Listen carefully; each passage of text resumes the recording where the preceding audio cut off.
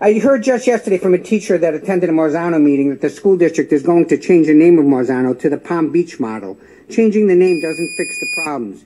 We teachers want our schools to be learning communities to help our students, not fodder for stack ranking that causes bitterness and division. We teachers need to be able to earn a salary that we can support our families with. I ask that this school district pay its teachers well who earn an effective designation, and, if you must, $1 more to those who earn a designation of highly effective. We want to collaborate with one another to help our students, not compete. Thank you. Thank you. We have one more speaker, Michael Sirbola.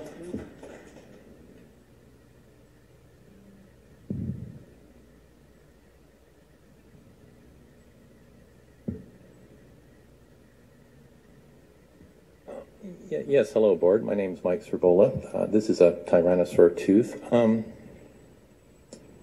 Real quickly, I'm going to just speed through a couple quickie things here. Inclusion, segregation, class size. Who cares about these things? A lot of us do. Inclusion doesn't drain our mainstream classes of funds or manpower, but it drains all of our students of their humanity. It's that critical. And that's something that I think we can address in the future. Another kind of irrelevant fact here, if you had to guess how many guns, how many people have died from guns in the last 10 years, it's 250,000, a quarter of a million people. These are amazing numbers, and I'm bringing them up for a reason. I'm going to tie this together. These are kind of interesting facts. Another fact I think that is relevant to some of the things we've discussed here today is that in Seattle, perhaps you already know this, but a case has just been settled where they established that charters are not public schools. This is highly relevant. For example, it means that we down in Broward have to notify all of our investors, potential investors, that there's been a significant change in the economic situation. Now to tie this together, in order to understand toxic traumatic justice, PTSD, in our schools and see our grades improve and see all the other statistics we've been moaning about for years improve, we have evidence of this now. So this is very exciting. This isn't just naming problems. We're naming solutions now. So I'm going to segue real quickly here. I want you to imagine that there's an SRO officer in your home and your kids are fighting. Who are you going to look to? Who are the kids going to look to? It's not anyone's fault. It's just human nature.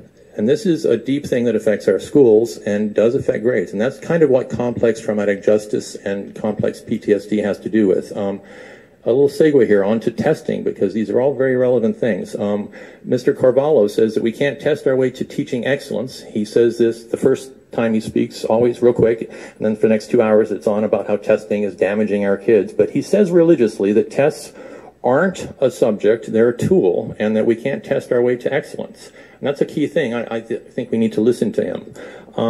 We have no stop to us, and that's the thing about the testing. There's no stop. This book is ridiculously huge. There's no stop. It's real. I mean, I used to drop them in the back of a class and it would terrify the kids. It's ridiculous. There's no stop to us. There's no stop with books. There's no stops with tests. And it's not a matter of debate. This is, I mean, it's physical. It's real. There is no debate whether this could be smaller. Of course it should be. That's not a debatable issue. To move on here real quickly, I've got here a tie-dye pillow. I'd like to suggest that we give parents an alternative instead of protesting testing. I don't want to protest tests. I want to declare a victory, the opposite of a protest. Testing worked. Testing isn't a subject, it's a tool, and it's done. We're done with it. It showed that the kids are not learning, and based on that, now we have solutions we need to move forward with. We're done with testing. It's over. Success. It was a success, and we can bring in, we don't want to tell the kids to disobey and not take their kids in to school. That's wrong. We want to be law-obeying, but we could bring in a pillow for the kids to sit on, and it's a nice, peaceful way to declare victory and be positive at the same time. I don't want it to be a protest kind of thing. Thank you very much. Thank you very much for your patience. And I apologize for the volume. That concludes our speakers. At this time.